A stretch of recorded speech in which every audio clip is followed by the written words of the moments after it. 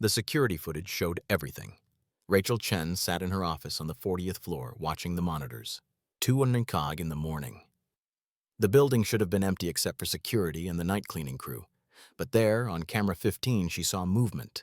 A man in a blue uniform, pushing a cart loaded with supplies. He stopped outside conference room B, looked both ways, then slipped inside. Rachel leaned forward. She had been tracking inventory discrepancies for weeks. Small things at first, office supplies, food from the executive kitchen. Nothing major, but enough to notice. Now she had caught someone. She grabbed her phone, called security, then headed for the elevator. She would handle this herself. The man's name was Daniel Torres, 38 years old. He had worked at Chen Tower for 6 months. His file was clean, background check clear, no complaints. But everyone had secrets. Rachel rode the elevator down, her jaw tight. She had built this company from nothing. 15 years of sacrificing everything, missing birthdays, missing holidays, missing life. She would not let anyone steal from her. The elevator doors opened on the 15th floor. The hallway was dark except for emergency lighting. She could see light spilling from under the conference room door. She walked quietly. Her heels made no sound on the carpet. She reached the door, put her hand on the handle, took a breath. Then she pushed it open. Daniel Torres stood at the conference table. In front of him were supplies: pens, notebooks, protein bars, bottles of water. He was loading them into a backpack. He looked up. His face went pale. Rachel stepped inside and closed the door behind her. "I can explain," Daniel said. His voice was shaking. "I'm sure you can," Rachel replied. Her voice was ice. "You have 30 seconds. Daniel's hands trembled. He looked at the backpack, then at Rachel, then at the floor. "My daughter," he said quietly. "She's 12. Her school starts at 7:30, but I don't get off until 6. She's been going early, sitting in the library for 2 hours before class, without breakfast, without supplies." Rachel said nothing. "I tried to buy things," Daniel continued, "but after rent, after utilities, after medical bills from when she got sick last year, there's nothing left. I just needed—" His voice broke. "I needed her to have something, to not feel like everyone else has what she doesn't." Rachel crossed her arms. "So you steal?" "Yes." Daniel did not try to deny it. "I steal. And I know that's wrong. I know I should be fired.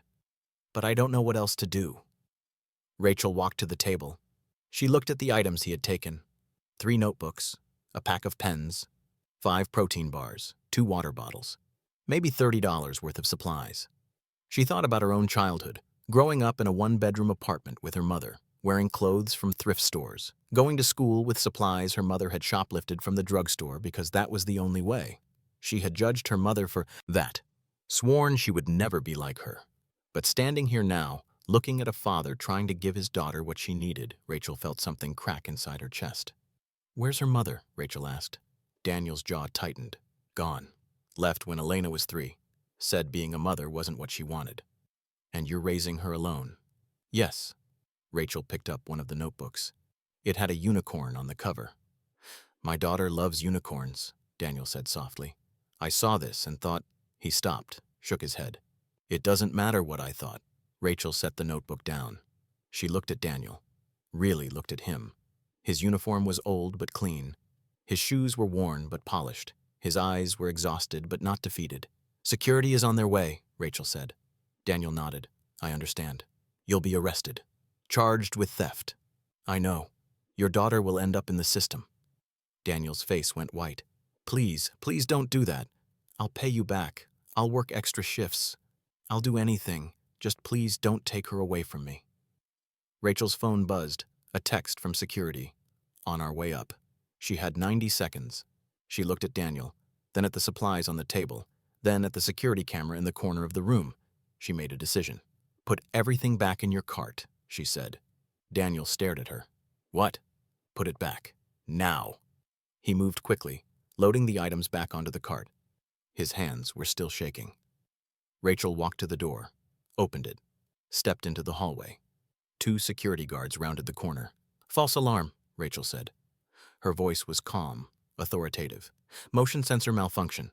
Torres was just cleaning the conference room." The guards looked at each other, then at Rachel. "Are you sure?" one of them asked. "The call said—" "I said it was a false alarm," Rachel's tone left no room for argument. The guards nodded. Yes, ma'am. They left. Rachel turned back to Daniel. He stood in the doorway, staring at her like she had just pulled him from a burning building. Thank you, he whispered. Don't thank me yet, Rachel said. My office. Tomorrow. 6:00 p.m. Don't be late. Then she walked away. The next evening, Daniel arrived at Rachel's office at 5:55. He had debated not coming, debated running, taking Elena and disappearing, but he owed Rachel Chen an explanation. And maybe more than that. He knocked. Come in. Rachel sat behind her desk. She gestured to the chair across from her. Daniel sat. Tell me about your daughter, Rachel said. Daniel had expected many things. Anger, threats, a termination letter. Not this. Elena, he said slowly. She's smart. Really smart. Reads 3 grades above her level. Wants to be a scientist. Studies chemistry videos on YouTube when I can't afford tutors. What happened to her mother? Lauren never wanted to be a parent. She tried for 3 years.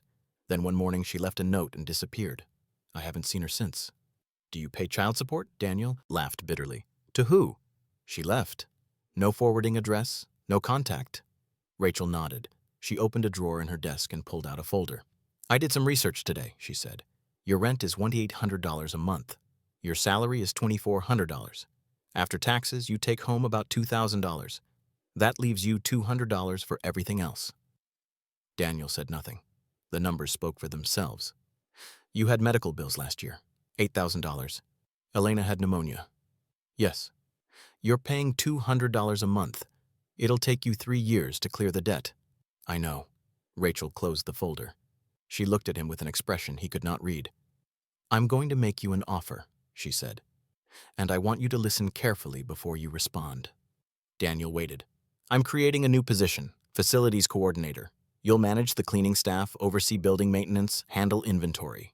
The salary is $65,000 a year, plus benefits, including health insurance that will cover Elena completely. Daniel's mouth went dry. Why?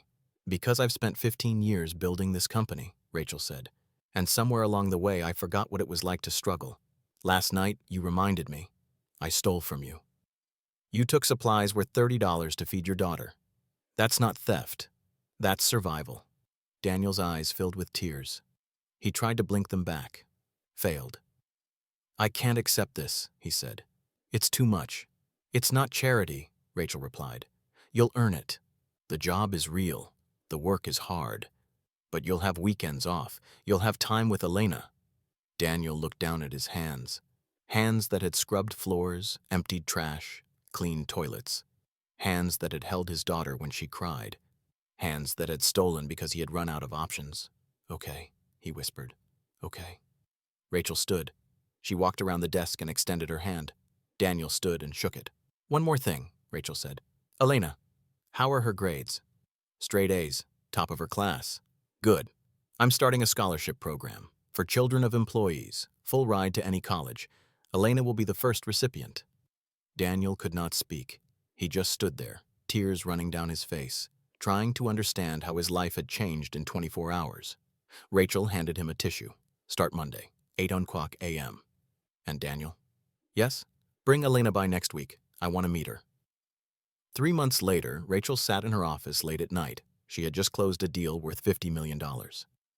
Her board was thrilled. Her investors were celebrating. But all she could think about was the little girl she had met last month. Elena Torres, 12 years old, bright eyes and a smile that could light up a room. She had walked into Rachel's office clutching a notebook, the one with the unicorn on the cover. My dad told me what you did, Elena had said. Thank you for not taking him away from me. Rachel had not known what to say, so she had asked Elena about school, about science, about her dreams. Elena had talked for 30 minutes straight, about chemistry, about wanting to cure diseases, about how her dad worked so hard and she wanted to make him proud. When she left, Rachel had sat alone in her office for an hour. She thought about her own mother, about the sacrifices she had made, about the things she had stolen so Rachel could have school supplies. Rachel had spent 20 years being ashamed of where she came from. But Elena was not ashamed. She was grateful. Maybe that was the difference. Now, sitting in her office at midnight, Rachel opened her computer. She pulled up the scholarship program she had created. One recipient had become 5, then 10, then 20. Children of janitors, security guards, cafeteria workers.